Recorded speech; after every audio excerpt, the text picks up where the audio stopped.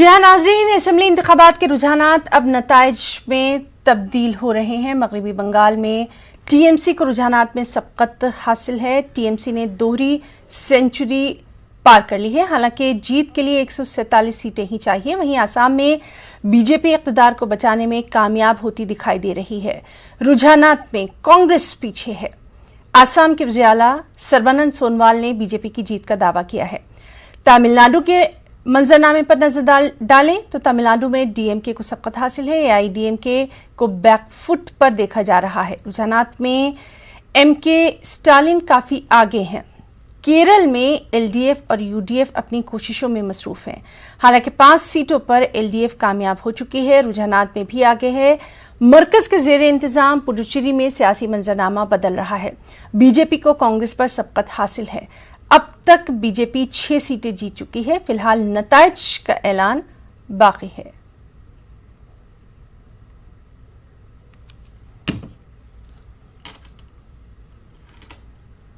और हमारे साथ 2 खास मेहमान लगातार मौजूद हैं। ब्रिजेश राय जी स्पोक्स पर्सन हैं बीजेपी के, साथ ही साथ संजय बघेल जी जो कि तज्ज़ियानिकार हैं, सियासी तज्ज़ियानिकार, पॉलिटिकल एनालिस्ट। और इस वक्त हमारे साथ जुड़ गई हैं हमारी साथी शबाना एजाज। चलिए सबसे पहले हम शबाना का ही रुख करना चाहेंगे।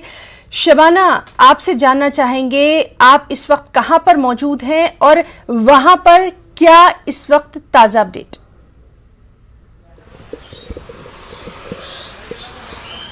देखिए, मैं इस वक्त नेताजी इंडोर स्टेडियम जो काउंटिंग सेंटर है, मैं उसके बाहर खड़ी हूँ। और जिस तरह से यहाँ सिक्योरिटी के इंतजामात सख्त किए गए थे, सुबह जो तस्वीर नज़र आ रही थी, यहाँ लोग बिल्कुल नज़र नहीं आ रहे थे। पूरा ये इलाका छावनी में बदल गया था।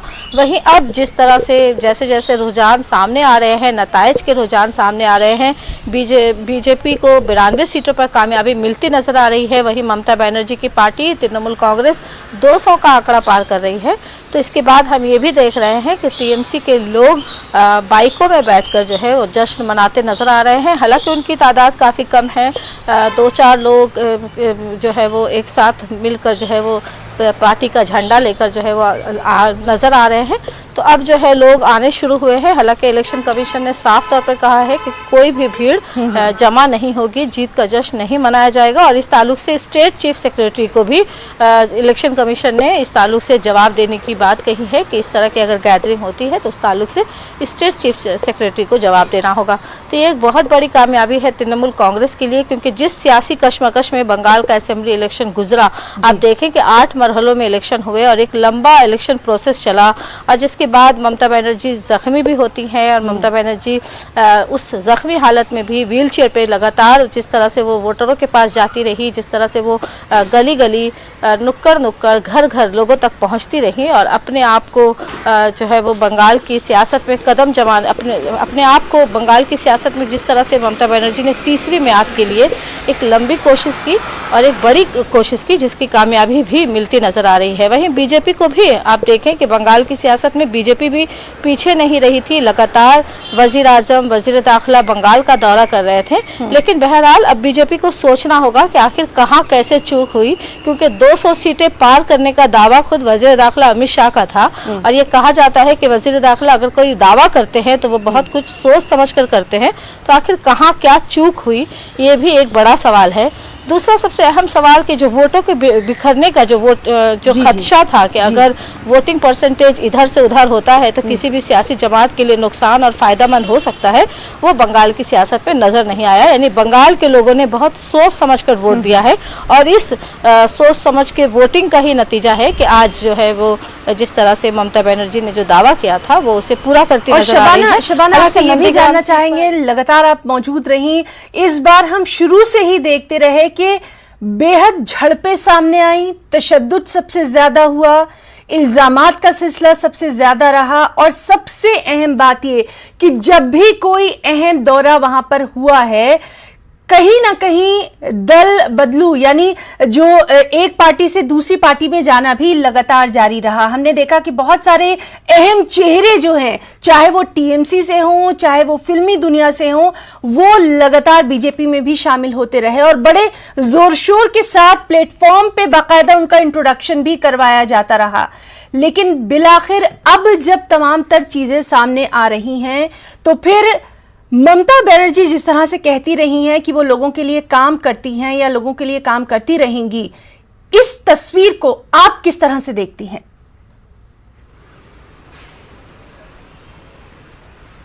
देखिए, है ना, सियासत में वो चीज़ ही नज़र जो दिखता है वही बिकता है, ये पुराना फार्मूला है और ऐसा हर जगह देखने को भी मिलता है कि जो दिखाई देता है, जो जिसकी ज़्यादा शोर सुनाई देता है।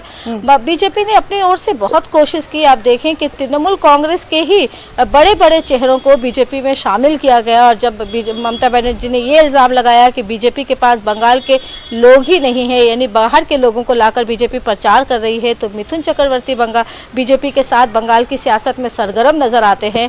तो ममता बनर्जी ने भी जया बच्चन का साथ लिया और जया बच्चन के जरिए अपने इंतखाबी प्रचार किया। लेकिन सबसे बड़ा सवाल यह है कि लोगों के पास आप कह क्या रहे थे, आप दे क्या रहे थे। अगर बीजेपी ये कह रही थी कि ममता बनर्जी ने करप्शन किए हैं, ममता बनर्जी के पास तरक्याती काम नहीं किए हैं, तो उसका वो सही तरह से आंकड़ा नहीं पेश कर पाई। बीजेपी ने जिस तरह से हिंदू मुस्लिम की सियासत की, जिस तरह से दुर्गा पूजा को लेकर, जिस तरह से ईद को लेकर, यानी कम्युनिटी के बीच जो तफरके करने की जो सियासत थी, वो लोगों को जो है वो बहुत ज़्यादा मुतासिर नहीं कर पाई। वहीं ममता बनर्जी जहाँ लोगों को साथ लेकर चलने की बात कर रही थी, ममता बनर्जी ने द्वारे द्वारे सरकार यानी घर घर सरकार के जरिए जो कई स्कीमों को, आपको याद होगा कि इलेक्शन से ठीक पहले उन्होंने हेल्थ कार्ड बनवाए, उन्होंने खवातीन के लिए कही कि, तो इस तरह के कई ऐसे काम थे। खासकर कोरोना महामारी में जो लोग परेशान थे, लोगों की जाने जा रही थी, ऐसे में अगर हुकूमत उन्हें, आप देखें कि हमारे पीछे जो कुछ लोग भी जा रहे हैं, आप देखें कि वो टीएमसी का झंडा लेकर जा रहे हैं, तो जश्न जो है वो शुरू हुआ है। तो इस तरह की कई ऐसी चीज़ें थी जो ममता बनर्जी की ओर से, ममता बनर्जी की तरफ से लोगों के सामने रखी गई और लोगों को उसका फ़ायदा मिला, राशन मिला। वहीं बीजेपी ये कह रही थी कि मरकज़ की बहुत सारी स्कीमें हैं लेकिन वो स्टेट गवर्नमेंट उसे लागू नहीं करती। तो सवाल ये उठता है कि अगर आपके पास दिखाने के लिए बहुत कुछ था तो करने के लिए क्या कुछ था? आप अगर मरकज़ में बहुत मजबूत थे तो आखिर सरकार पर दबाव क्यों नहीं बना पाए कि वो मरकजी स्कीमों को बंगाल में जारी कर सके? शबाना, आपकी यही बात हम ब्रजेश राय जी से पूछेंगे जो लगातार हमारे साथ मौजूद हैं, बीजेपी की तरफ से हैं। ब्रजेश राय जी, जिस तरह से हमारी साथी शबाना कह रही हैं कि लगातार ये कहा जाता रहा कि सेंटर स्कीमें तो बहुत ला रहा है लेकिन जो स्टेट है वो उसको लागू नहीं कर रहा, लेकिन कहीं ना कहीं अपनी बात शायद ठीक तरह से रख नहीं पाए। क्या आपको लगता है? देखिए, मैं ना अभी बंगाल के चुनाव को लेके ही नहीं, मैं पूरे देश के परिदृश्य में एक बात कहना चाहूंगा जी कि कोई भी सरकार हो, किसी राज्य में किसी भी राजनीतिक दल की सरकार हो, जो जनता की योजना है उसको लागू करना चाहिए, उसको राजनीतिक परिप्रेक्ष्य में नहीं देखना चाहिए। मैं अभी शबाना जी कह रही थी कि ममता जी ने एक हेल्थ कार्ड बनाया, मैंने कहा आप कितना भी हेल्थ कार्ड बनाइए, आप कुछ भी दीजिए जनता को, यदि उनको अलग से केंद्र भी मान लीजिए आयुष्मान योजना देता है तो उसमें राज्य सरकार का क्या नुकसान है? केंद्र पैसा दे रहा है, आपको जनता को देना चाहिए। अब जैसे उज्ज्वला योजना है, सभी को देना चाहिए, महिलाओं को, सबने लागू भी किया। लेकिन मेरा एक इसमें शबाना जी की बात से मैं बिल्कुल सहमत हूँ कि केंद्र जो भी योजनाएं लाए उसको राज्य सरकारों को लागू करना चाहिए और ठीक से लागू करना है, क्योंकि ये जनता के हित के लिए तो है, इसमें अपना राजनीतिक स्वरूप नहीं देखना चाहिए। शबाना जी ने एक बड़ी महत्वपूर्ण बात कही, आपने देखा होगा, आपने सुना उनकी बातों को, कि बंगाल में कांग्रेस और लेफ्ट दोनों समाप्त हो गए और कहीं ना कहीं अब पूरा जो बंगाल के जनता ने या तो टीएमसी या तो भारतीय जनता पार्टी के साथ खड़ी रही और बार बार ये चर्चा हो रही है। मुझे ऐसा लगता है कि लेफ्ट के लोगों ने भी और कांग्रेस के लोगों ने भी पूरा अपने लोगों को शिफ्ट किया टीएमसी की तरफ, ऐसा लगता है। तो बट उसके बाद भी आप देखेंगे जब परिणाम आएगा तो परिदृश्य अलग रहेगा। अभी भी भारतीय जनता पार्टी मानती है कि वो अपनी सरकार बंगाल में बनाएगी। जी ब्रजेश राय जी, इसीलिए हम भी अभी कुछ भी नहीं कह रहे, सिर्फ हम यहाँ पर एक चर्चा कर रहे हैं, सिर्फ एक डिस्कशन कर रहे हैं। हमारे साथ संजय बघेल जी भी हैं। संजय बघेल जी, जिस तरह से लगातार हमारे साथी शबाना भी ये बात बता रही हैं कि स्टेट से बहुत सारी कमियों की बात जो है वो होती रही, और अगर हम बीजेपी की बात करें तो बीजेपी लगातार ये कहती रही है कि सेंटर की तरफ से बहुत सारी स्कीमें गई हैं, लेकिन वहां पर ममता बनर्जी उनको लागू नहीं होने देती हैं। लेकिन अब हम ये देख रहे हैं जिस तरह से लोग भी वहां पर निकलकर सामने आते रहे, और शबाना ने जिस तरह से एक बहुत अच्छी बात कही, द्वारे द्वारे यानी डोर टू डोर, जो अपने लोग हैं वहां के, वो कहीं ना कहीं उन चीजों को समझ रहे थे जो उनके घर तक जा रही थी, चाहे वो राशन की बात करें, चाहे हम उनके लिए कुछ और लोकल स्कीमों की बात करें। तो आपको एक आम आदमी से जुड़ने के लिए मकामी लोगों तक पहुंचना जरूरी है।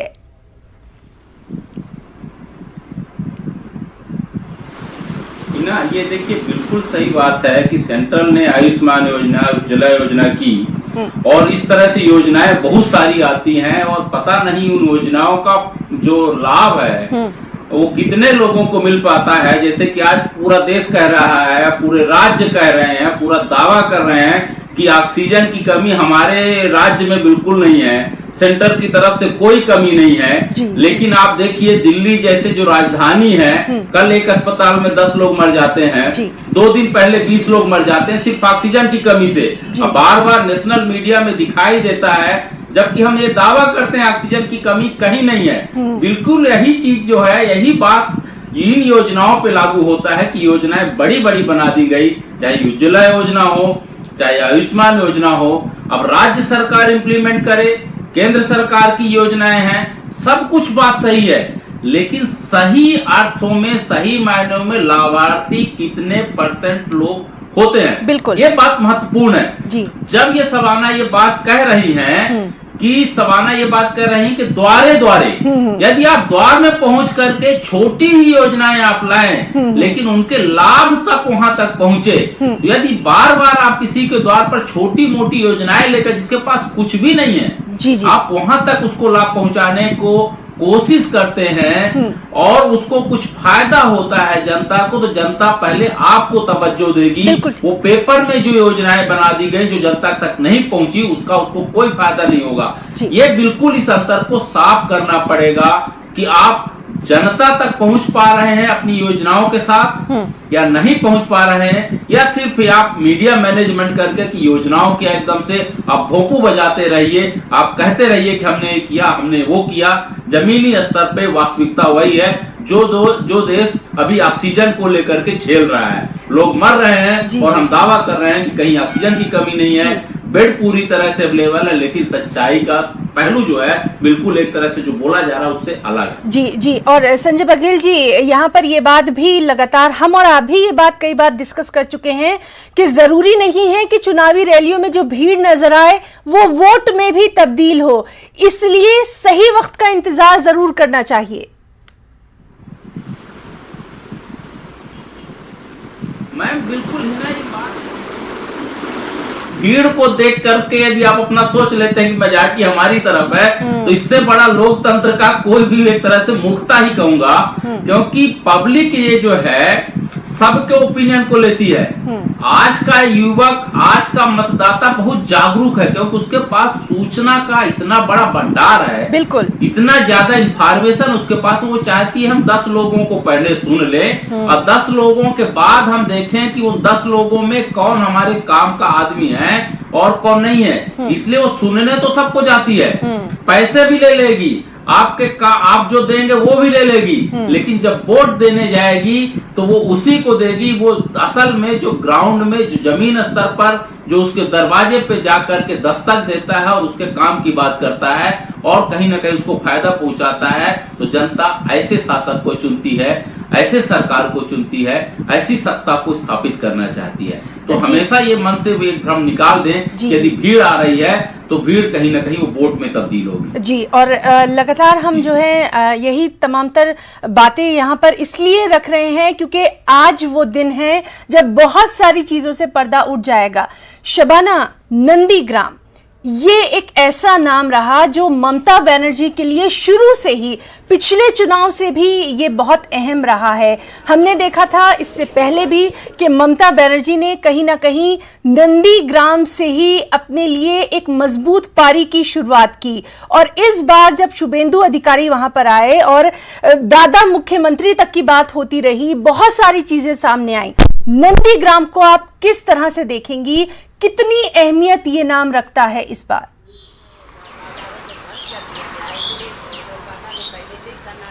बिल्कुल है ना, नंदीग्राम काफ़ी अहमियत रखता है। भले ही 292 सीटें, हालांकि बंगाल असेंबली इलेक्शन में 294 असेंबली सीटें हैं, लेकिन 2 सीटों के उम्मीदवार कोरोना की जंग हार गए, जिसकी वजह से 292 सीटों का ही इलेक्शन हुआ, और अब इस महीने में 2 और सीटों का भी इलेक्शन होगा। तो 292 सीटों के नताज आए हैं।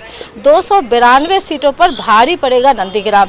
यानी नंदीग्राम में अगर ममता बनर्जी अपनी इस कामयाबी का या अपनी पकड़ मजबूत नहीं बना पाती हैं, जिस तरह से आप देखें कि ट्रेन चल रहा है, ममता बनर्जी, कभी शुभेंदु अधिकारी आगे होते हैं, कभी ममता बनर्जी आगे होती हैं, तो हम पहले दिन से ही कह रहे थे कि जिस तरह से कांटे की टक्कर थी, ममता बनर्जी ने बंगाल में जो एक नारा लगाया था कि बंगाल के लोग बंगाल की बेटी को चाहते हैं, तो बीजेपी के हम नहीं कह सकते कि शुभेंदु अधिकारी ने भी कुछ ऐसा ही नारा लगाया था कि नंदीग्राम के लोग नंदीग्राम के बेटे को चाहते हैं। यानी शुभेंदु अधिकारी, जिनका नंदीग्राम से ताल्लुक था, जो नंदीग्राम आंदोलन में साथ साथ रहे थे ममता बनर्जी के, वो बीजेपी में शामिल हुए। ममता बनर्जी ने नंदीग्राम से बीजेपी को चुनौती दी, तो वहीं शुभेंदु अधिकारी भी पीछे नहीं रहते। तो नंदीग्राम की सीट 292 सीटों पर भारी पड़ेगी, बल्कि 294 सीटों पर भारी पड़ेगी। और कह सकते हैं कि अगर बीजेपी अपनी कारकर्दगी, जो 200 सीटों का जो दावा था, अगर वो नहीं दिखा पाई और नंदीग्राम सीट अगर बीजेपी के झोले में जाती है, तो ये बहुत बड़ी कामयाबी होगी। और खुद ममता बनर्जी, जो इन्होंने अपना आंदोलन शुरू किया था नंदीग्राम से, जो लेफ्ट की शिकस्त की एक बड़ी वजह नंदीग्राम माना जाता है, अगर ममता बनर्जी यहाँ अपना जादू नहीं चला पाई, तो ये ममता बनर्जी के लिए इस नुकसान को पूरा करना बहुत मुश्किल होगा। और आप देखें कि हमारे एक गेस्ट जो कह भी रहे थे कि भूपो बजाने से कुछ हासिल नहीं होता। यानी बीजेपी की तरफ से बहुत सारे नारे लगाए गए, बहुत सारे वादे किए गए, बहुत सारे दावे किए गए, लेकिन करने के लिए क्या था, बीजेपी ने किया क्या था? अगर मरकज की तरफ से स्कीमें बंगाल में नाफिज नहीं हो रही थी, तो उसके लिए क्या कुछ किया जा रहा था? उसके लिए आप क्या रणनीति तैयार कर रहे थे? तो सियासत में होता वही है कि जो दिखता है वही बिकता है। यानी ममता बनर्जी ने अपनी स्कीमों से दिखाया जनता को, और वो बिका।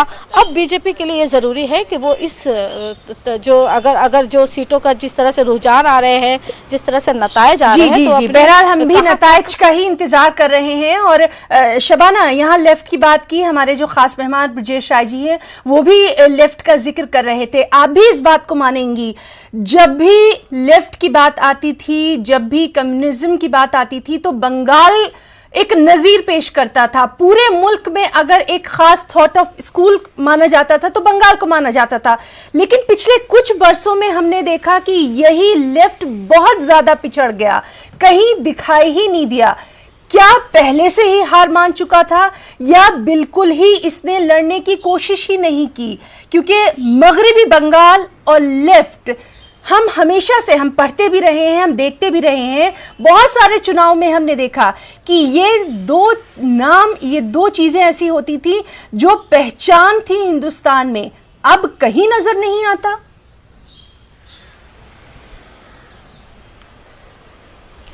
बिल्कुल है ना, कम्युनिस्टों का गढ़ रहा है बंगाल, और कहा जाए कि कम्युनिस्टों ने एक लंबे अरसे तक बंगाल में राज किया है। और आज जिस तरह से नतीजे आ रहे हैं, जिस तरह से हाशिए पे जा रही है लेफ्ट कांग्रेस और आईएसएफ का इत्तेहाद, वो एक बहुत बड़ा सियासी तौर पर इन पार्टियों के लिए चिंता का विषय है कि आखिर ये हाल क्यों हुआ। लेकिन इस बार का अगर आप इलेक्शन देखें, तो इस बार का इलेक्शन ताकत की लड़ाई थी। 2 पार्टियां, बीजेपी और टीएमसी, दोनों ही ताकतवर पार्टियां आमने सामने थी। जिस तरह से बीजेपी ने बंगाल में लोकसभा इलेक्शन में बंगाल में कामयाबी हासिल की थी, 18 सीटों की कामयाबी मिली थी, तो ऐसे में बीजेपी के लिए बंगाल असेंबली इलेक्शन जीतना कोई बड़ी चुनौती नहीं थी। और यही वजह है कि बीजेपी ने बंगाल में अपनी पूरी ताकत लगा दी थी। तो वहीं ममता बनर्जी भी एक पूरी ताकत के साथ मैदान में नजर आ रही थी। तो बंगाल में इस बार जो असेंबली इलेक्शन लड़ा गया, वो बिल्कुल ताकत की लड़ाई थी। और कहीं ना कहीं लेफ्ट कांग्रेस को भी ये लगा होगा कि वो इस ताकत का मुकाबला नहीं कर सकते, क्योंकि जिस तरह से स्टार प्रचारक बीजेपी के सामने आ आ रहे थे, तमाम बड़े नेता, मुल्क भर के तमाम बड़े नेता बंगाल का दौरा कर रहे थे और सिर्फ एक दो दौरा नहीं कर रहे थे बल्कि कई कई दौरे कर रहे थे, एक सभाएं कर रहे थे, पद यात्रा कर रहे थे। वही ममता बनर्जी लगातार डटी हुई थी, चाहे वो दार्जिलिंग पहाड़ हो या फिर कोलकाता का शहरी इलाका। तो उस तरह के प्रचार में लेफ्ट कांग्रेस कहीं ना कहीं पीछे रहा और लेफ्ट कांग्रेस के पास वो प्रचारक चेहरा भी नहीं था। राहुल गांधी बंगाल आए, मालदा में उन्होंने एक रैली करी, लेकिन उसके बाद वो बहुत ज्यादा जादू नहीं दिखा पाए, क्योंकि कांग्रेस के लिए टीएमसी के साथ यानी ममता बनर्जी के साथ अपने रिश्ते खट्टे करना बहुत ही बड़ी चुनौती थी। आप देखें कि जब ममता बनर्जी ने खत लिखकर तमाम अपोजिशन पार्टियों से मदद की अपील की थी कि बीजेपी जिस तरह से बंगाल की सियासत में आगे बढ़ रही थी और जिस तरह से कैंपेनिंग की जा रही थी, और असेंबली इलेक्शन के दौरान ही ममता बनर्जी ने एक लेटर लिखा था और तमाम अपोजिशन जमातों के साथ कहा था कि वो उनकी हिमायत करें, जिसके बाद शरद पवार और दीगर पार्टियों की जो है वो मैसेजेस भी आए। ऐसे में सोनिया गांधी भी कहीं ना कहीं एक सॉफ्ट कॉर्नर रखती थी और यही वजह है कि उस तरह से प्रचार जो है वो कांग्रेस की तरफ से नहीं किया गया, जिसका नुकसान लेफ्ट कांग्रेस दोनों को ही हुआ। हालांकि लेफ्ट की तरफ से इस बार युवाओं को, नौजवान चेहरे जो है वो ज्यादा मैदान में उतारे गए, उन्होंने अपने इलेक्शन मुहिम भी बहुत दमदार की, लेकिन इसके बावजूद जो बड़ा चेहरा था, जो मजबूत चेहरे थे, वो इन पार्टियों में नजर आए। और फिर से मैं यही कहूंगी कि सियासत में जो दिखता है वही बिकता है।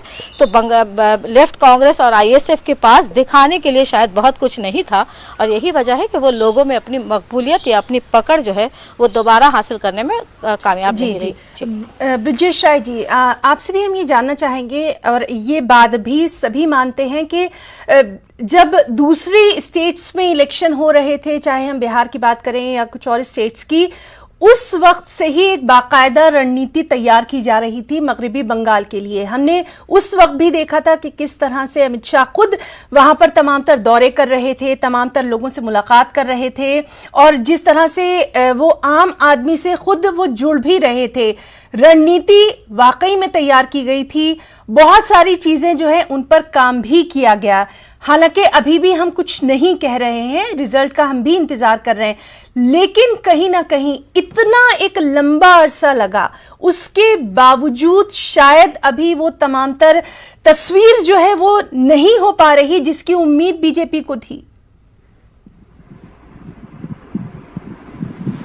बिल्कुल, हम किसी भी राज्य को, चुनाव को भी गंभीरता से लेते हैं, अपना काम भी गंभीरता से करते हैं। बंगाल में आपने देखा कि हम 2016 में हमारी क्या स्थिति थी, 2019 में हम कितनी लोकसभा सीटें जीते, हम लगभग 41% के आसपास वोट लिया हमने। और आज भी चूंकि बंगाल में हमारा एक लंबा संघर्ष रहा और उन्हीं रणनीतियों के कारण और लगातार जनता के बीच में और पार्टी कार्यकर्ताओं के बीच में बने रहने के कारण ये जो आपको ट्रेंड भी दिखने के लिए मिल रहा है कि हम 3 सीट से और यहाँ तक अभी दिख रहा है जो ट्रेंड में, हम तो ये मानते हैं कि हम सरकार बनाएंगे, निश्चित तौर पे बनाएंगे, तो उसी का परिणाम। देखिए, पार्टी का जो अध्यक्ष होता है, जो पार्टी का नेता होता है, जो कार्यकर्ता होता है, उसको हमेशा जनता के बीच में बने रहना पड़ता है और एक दिन चुनाव में जाने से लोग वोट नहीं करते, तो इसलिए हम हमेशा एक्टिव रहते हैं लोग। हम रचनात्मक कार्यों के माध्यम से, हम अन्य माध्यमों से हम जनता के बीच में, जहां हमारी सरकार नहीं रहती, वहां भी बने रहते हैं। जी, और अब हम संजय बघेल जी, आपसे भी हम ये जानना चाहेंगे, जिस तरह से अभी हम अपनी साथी शबाना से बात कर रहे थे, एक वक्त था जब लेफ्ट का गढ़ माना जाता था, उसके बाद नंदीग्राम में कहीं ना कहीं ममता बनर्जी दिखाई दी और उसके बाद से ममता बनर्जी ने पीछे मुड़कर नहीं देखा। इसी नंदीग्राम से शुभेंदु अधिकारी को मैदान में उतारा जाता है, तो ये नंदीग्राम कितना इंपॉर्टेंट है दोनों ही पार्टियों के लिए?